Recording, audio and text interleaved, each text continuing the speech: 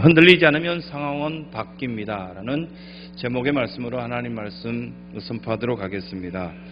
지난주에 청년들 몇 명이 보면은 좀 아이디어가 참 좋은 번쩍이는 어떤 생각 같다라는 생각을 들었던 글을 인터넷상에 올린 글을 읽었습니다. 뭐라고 했냐면 단 한 줄입니다. 뭐라고 했냐면 지금 유행하는 바이러스는 오래가지 못합니다. 왜냐하면 중국산이기 때문입니다. 이렇게 올렸더라고요. 그래서 제가 댓글을 달았죠. 멋진 생각입니다. 젊은이로서 멋지다고 생각합니다. 초대교회는 예수님을 어떻게 하든지 증명하려고, 예수님을 어떻게 하면 살아계신 하나님의 아들이시고 그 예수님은 우리의 구원자시다, 이것들을 증명하려고 애썼던 것이 바로 초대교회의 시간들이었습니다. 그러다 보니 초대교회 교인들이 모여서 예배하는 자체도 굉장히 힘들었고요. 또한 들키거나 여러 가지 어떤 핍박을 피하기 위해서 들키지 않으려고 애썼던 그들의 모습들을 보면 참 비참하기 그지없는 시간들을 보내면서도 겨우 몇 명이 한 동네 전체를 바꿔놓기도 하고 한 나라 전체를 들썩거리게 만들어 놓았던 초대교회 교인들의 신앙은 참 대단했던 것 같다라는 생각이 듭니다. AD 211년경에 그 수많은 어떤 로마 지역의 환란 가운데, 질병 가운데서도 보면은 크리스찬들은 숨어있지 않고 오히려 그들을 간호해주고 돌봐주고 그들을 떠나지 않았던 그 모습 가운데 인정받았던 그들의 사랑들은 참으로 고귀했다라는 생각까지 들게 됩니다. 이 예수님의 그 사랑을 끝까지 전하기 위해서 나의 목숨은 조금 더 귀한 것으로 여기지 않겠다는 바울의 고백과 비슷한 고백들이 기록에 남아있지 않아서 그렇지 초대교회 교인들에게는 다 동일한 어떤 모습으로 나타난 것들을 우리가 알 수 있습니다. 나름대로 그들의 어떤 문제를 해결했듯이 지금도 우리는 나름대로의 문제들을 조금씩 해결해 나가고 있습니다. 돈에 대한 문제, 명예에 대한 문제, 그것들을 해결한다고 해서 영원히 해결받을 수 있는 것들은 아니구나라는 것들을 우리는 생각으로 갖게 됩니다. 이것들이 왜냐하면 영원한 어떤 문제가 아니기 때문에 잠시 우리를 거쳐가는 문제에 우리는 목숨 걸 때가 참 많지만 성경은 마치 하박국 선지자가 그 시대적인 어떤 상황 속에서 어려움을 겪는 수많은 믿음의 사람들을 향하여서 지금 이 모든 것들을 통하여서 잠깐이라는 것들을 교훈하는 메시지와 비슷하다는 생각이 듭니다. 때로는 우리는 이런 문제 앞에서 혹시나 좀 길어질까봐, 이 아픔들이 너무 길어지면 어떻게 할까, 그런 어떤 생각들을 갖게 되는데 실제로는 그렇지 않다는 것이 역사가 증명하고 있고 우리들도 그렇게 알고 있습니다. 내 존재에 대해서 가치를 잘 아는 사람들이 있다면 예수 그리스도의 그 사랑이 얼마나 깊이 있고 넓이 있는 사랑인지 많은 부분에서 깨닫게 됩니다. 내 존재는 그렇게 고귀한 것 아니야. 왜냐하면 나 스스로 생각해도 매일같이 죄짓고 또 매일같이 거짓말하고 매일같이 시험거리가 있고 매일같이 어려움이 있는 나의 어떤 모습들을 볼 때 그렇게 고귀한 존재가 아님에도 불구하고 하나님께서는 멋진 사랑을 나에게 매일같이 주시고 있구나라는 것들을 우리가 깨닫게 되는 수많은 부분들이 있다는 사실입니다. 그래서 우리는 이러한 문제를 극복하기 위해서 애쓰는 여러 가지 모습들을 보게 됩니다. 최근에 우리 교인들 가운데도 보면은 질병 가운데 눈물을 흘리며 기도하는 성도들이 꽤 많은 것을 여러분들이 알고 있습니다. 그런데 멋지게 그것들을 이겨내어서 이렇게 답신을 주는 사람들이 있습니다. 이제 검사해 봤더니 그 모든 암세포는 하나도 없습니다. 그래서 우리 성도들이 기도해 준 것 너무 감사합니다. 이것들이 이번 주에 받았던 메시지의 문자입니다. 그래서 질병을 낫게 해달라고 기도할 것이 아니라 믿음의 대선배들이 초대교회 교인들이 기도했던 것처럼 하나님 이 질병을 극복할 수 있는 힘을 주옵소서, 그렇게 기도해야 되는구나라는 것들 한 부분을 느끼게 되었습니다. 돈에 대한 어떤 괴로움들도 얼마나 많이 있습니까? 그런데 하나님께 우리는 돈이 많아서 부자 되게 해달라고 기도해도 응답이 있던가요? 그런데 수많은 믿음의 대선배들이 기도했던 내용들이 결국은 깨닫게 됩니다. 돈을 다스릴 수 있는 믿음 주옵소서. 이것이 우리에게 필요한 기도 제목이구나라는 것을 말씀 가운데 교훈하고 있습니다. 유럽에서 세계 제2차 세계대전이 끝나고 난 뒤에 독일이나 다른 나라를 괴롭혔던 나라의 모습들을 우리가 보게 된다면 그분들은 굉장히 인격적이고 매우 모범적이었다는 것을 우리는 잘 알게 되었습니다. 이웃 나라를 괴롭혔던 독일과 같은 나라들은 최근에도 보면은 이웃 나라에 미안하다, 우리가 잠시 착각해서 당신의 나라를 괴롭히고 힘들게 했던 것들 용서해달라, 그들의 무덤 앞에 가서 눈물을 흘리며 총리가 그렇게 고백하는 내용들을 전 세계 방송으로 나갔습니다. 반면에 지금 우리나라에 가장 가까이 있는 중국이나 일본들을 바라볼 때 이건 뭔가 잘못된 것 같다라는 생각을 들었습니다. 3.1절 기념하는 이날, 뭔가 우리 성도들에게는 잊지 말아야 될 날이구나라는 어떤 생각을 분명히 갖습니다. 믿음의 대순배들이 보면은 얼마나 이 교회 속에 순교를 많이 하고 피를 흘리고 그리고 또한 아픔을 많이 겪었습니까? 그런데 사랑이란 말로 다 덮을 수 있을까? 물론 사랑으로 다 덮을 수 있겠죠. 그러나 그것은 거짓된 사랑일 수 있겠구나라는 생각을 갖게 되었습니다. 3.1절 때마다 이렇게 전국에 있는 모든 교회와 모든 여전대회는 기념 예배를 드립니다. 그러면 무엇을 해야 될까요? 이 예배를 드리고 난 뒤에 우리는 어떤 희생을 각오해야 될까요? 십자가 앞에서 우리는 겸손하게 이제 이런 어떤 경험들을 하였기 때문에 또다시 그런 아픔이 오지 않도록 우리는 깨어 기도해야 되겠고 주님을 따라가야 되겠고 주님의 방법을 선택하겠노라고 이미 100년 전에 딱 100년 된 이날 우리는 결단하고 그리고 장태에서 태극기를 흔들며 독립 이렇게 만세를 불렀던 우리 교인들의 모습이었습니다. 최근에 다시금 이렇게 영상을 731 부대에 대한 이렇게 녹화가 오래된 어떤 영화가 무료로 인터넷에 올라와 있길래 잠시 봤습니다. 설교 준비를 하다가 잠시 봤는데 이런 희생을 치른 것이 우리나라 사람이고 중국 사람이었구나. 그런데 왜 잘못했다는 소리를 못하는가?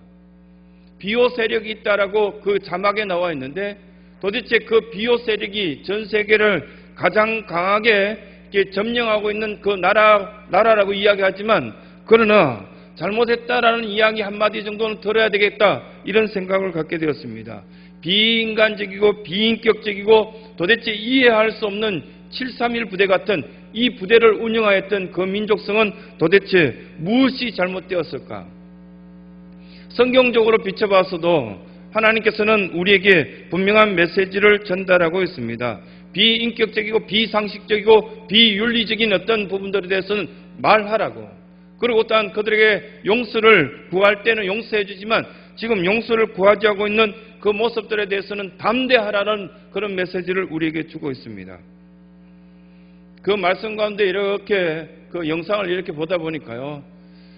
이렇게 보면은 약 300명, 400명을 끌고 가서 생체 실험을 하는 내용들이 쭉 나오는데 윤동주 시인 같은 경우에는 아침에 일어나니까 또 한 번의 주사를 주고 그 다음날 되니까 또 주사를 주는 것 같은데 뭔가 이상한 주사를 자꾸만 맞히는데 자기가 느껴지는 것은 그냥 바다 식임수를 바닷물을 갖고 아파하는 어떤 병사들을 치료하기 위해서 나를 실험하는 것 같다. 그런 어떤 증언들이 남아있다고 합니다.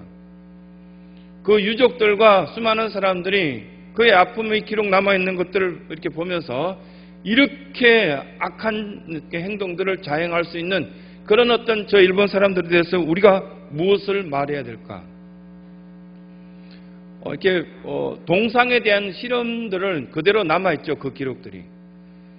동상 실험을 하는데 옷을 입히지 않고 알몸으로 가장 추울 때 바깥에 이렇게 내놓았다가 갑자기 들어와서 꽁꽁 얼어있는 어떤 팔목에다가 찬물을 부을 때가 있고요. 그 다음 날은 따뜻한 물을 부어주고 그 다음 날은 보면 아주 깡깡 얼어있는 그 팔에다가 뜨거운 물을 부었을 때 어떻게 되는지를 그 영화에 나와 있지 않습니까?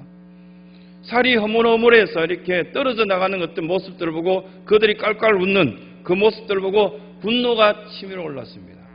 뼈가 드러나고 온몸이 썩어서 결국은 죽게 되는 생체 실험을 했던 그들을 향해서 우리는 뭐라고 말해야 될까?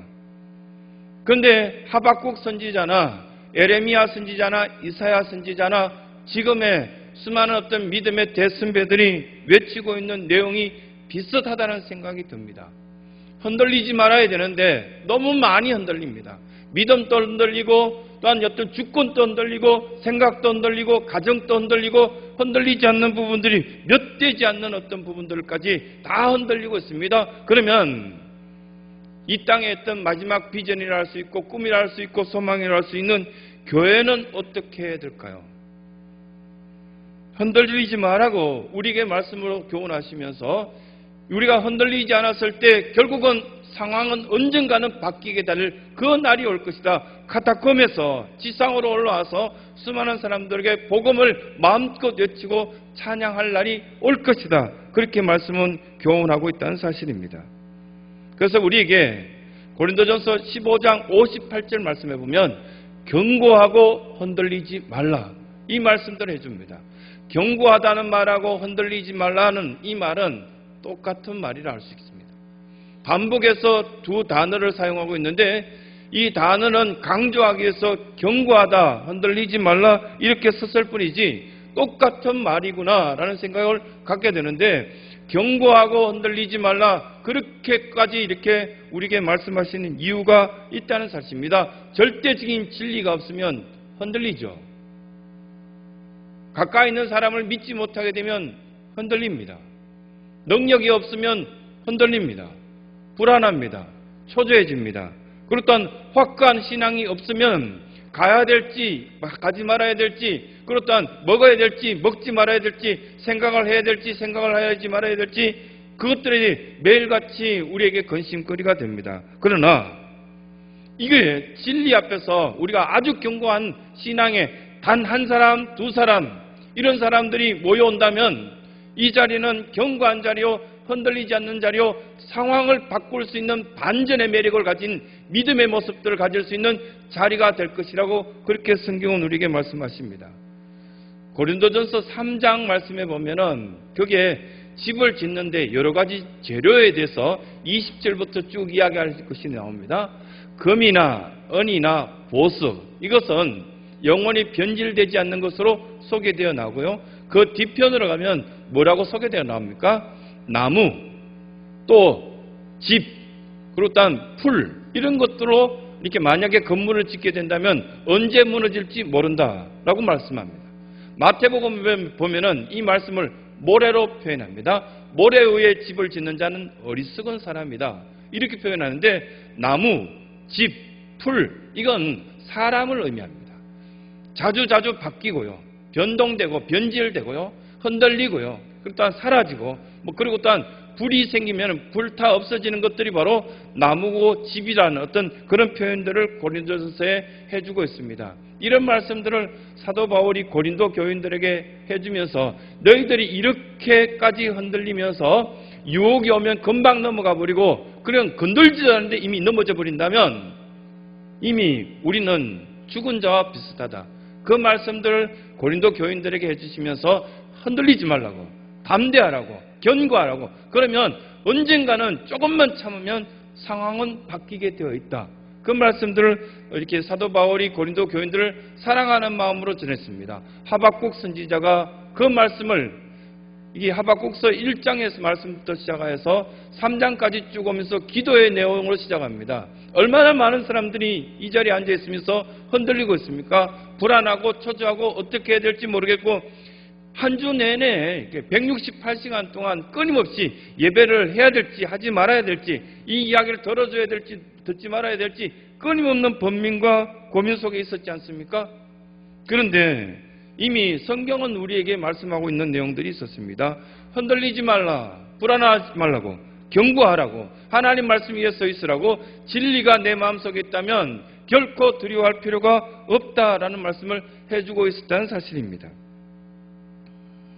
하나님과 함께한 이스라엘 백성들이 흔들리자 하나님은 이렇게 특단의 조치를 취하는데 어떤 조치를 취했는지 여러분 구약 성경을 읽어오신 여러분들이 많이 알 겁니다. 어떤 조치를 취합니까? 블레셋 사람들을 회초리로 사용하여서 흔들리고 있는 자식과 같은 이스라엘 사람들을 혼냅니다. 때려서 정신 차리게 만들고 포로되어 가서 정신 차리게 만들고 그 속에서 다른 문화와 다른 음식과 다른 여러 가지 것들을 경험하면서 역시 내가 성전에서 앉아서 예배드리는 것이 가장 편안하고 좋구나 라는 것들을 느끼게 만들어주는 그런 모습들이 담겨져 있습니다. 그래서 도피하지 말라고, 피하지 말라는 그 말씀들을 우리에게 해주시면서 오늘 우리가 함께 읽었던 16절 말씀에 보면 독특한 표현을 갖고 있는 것을 보게 됩니다. 함께 16절 같이 읽겠습니다. 16절 말씀을 보시는 분들은 같이 읽도록 하겠습니다. 내가 들었으므로 내 창자가 흔들렸고 그 목소리로 말미암아 내 입술이 떨렸도다. 무리가 우리를 치러 올라오는 환난 날을 내가 기다림으로 썩이는 것이 내 뼈에 들어왔으며 내 몸은 내 처소에서 떨리는도다. 아멘. 이게 뭐라고 이렇게 혹시 현대인 성경을 갖고 있는 분들은 쉽게 표현되어 있는 것들을 알 수 있는데, 하나님 얼마 후에 다른 민족이 우리나라에 들어와서 지금 우리가 살고 있는 이 교회와 이것들 다 초토화시켜 버릴 텐데 그때는 내 창자가 흔들리는 것 같게 될 것입니다. 제가 환상에 보이는데 그러면 그때 내 입술이 떨리고요. 그때는 와들와들 온몸이 떨리는 것처럼 저는 두려워하고 힘들어할 것입니다. 하나님 지금 도와주시옵소서. 하박국의 기도의 내용입니다. 지금 이 상태로 만약에 계속 이렇게 간다면 정치권이 보면 계속 썩어져 가고 경제가 썩어져 가고 또한 우리 생각이 썩어져 가고 가정이 무너지고 그리고 또한 내 마음이 부패되어 나간다면 결국은 내 입술이 떨리며 모든 것들이 썩은 것처럼 와들와들 떨릴 때가 올 것입니다. 그래서 하나님께서 말씀하신 것 경고하고 흔들리지 말라는 그 말씀 내가 붙잡을 걸 그런 어떤 시간들이 올 것이다. 하박국 선지자가 하신 어떤 메시지는 그것이 중심이라는 사실입니다. 하박국은 현실에서 도피하지 않았습니다.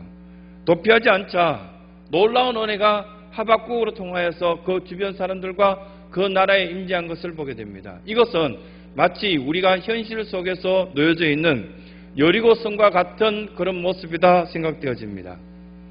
여리고성 이렇게 검색했더니 보면 자료가 엄청나게 많았습니다. 근데 그 여리고성을 잘 몰랐던 것이 제가 그림으로 보게 됐는데 그 여리고성이 보면 내성이 있고 외성이 있었는데요. 내성은 안쪽에 있는 성의 두께가 4m에서 5m, 그리고 높이가 7.5m에서 8m, 그리고 바깥성은 보면은 약 2m, 1.8m에서 2m의 바깥성이 있고요. 안쪽에 있는 내벽성이 또 하나 더 있었는데 4m에서 5m. 양쪽에 이렇게 보면 마차가 막 달렸어도 부딪히지 않을 정도로 넓은 성벽이었답니다. 그것이 보면 약 8m 높이의 여리고성이 있었답니다. 그러면 그 정도 성벽 앞에 서 있는 사람이라면 어떤 생각이 들었을까?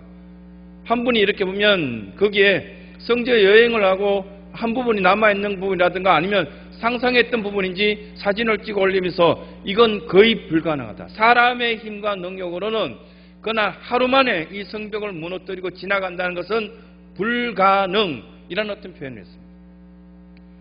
이런 일들이 우리 앞에서는 여리고성을 만나듯이 얼마나 많은 일들을 경험하겠습니까? 이번 사업은 거의 안 될 것 같아. 그리고 저 사람은 내가 변화시킬 수 없는 사람이야. 그랬을 때 이 여리고성 앞에서 하나님의 음성을 듣고 하나님께서 하라는 대로 했을 때 어떻게 되었는가, 그거 기억하라는 겁니다. 또 한 가지는 갈릴리 호수에서 예수님의 제자들이 보면은 조그마한 배를 타고 이렇게 갈릴리 호수를 지나가다가 풍랑을 만났습니다. 예수님은 그 고물에서 주무시고 계셨고요. 예수님, 우리가 죽게 되었습니다. 큰일 났습니다. 빨리 깨어나서 우리를 도와주세요 했을 때 아직도 믿음이 없느냐.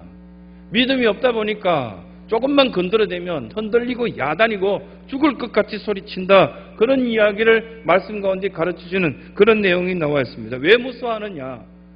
믿음이 없는구나 라는 예수님의 음성이 아직도 우리 속에 들려온다면 절실한 어떤 믿음에 그런 어떤 갈망이 없다든가 아니면 자신감이 전혀 없는 이유 중에 하나는 보면은 내가 가진 능력이 거의 없는 상태거나 또 예수님을 믿는 어떤 믿음의 정도가 거의 없는 상태라면 이런 일들이 계속 반복될 수 있는 가능성이 있다는 사실입니다.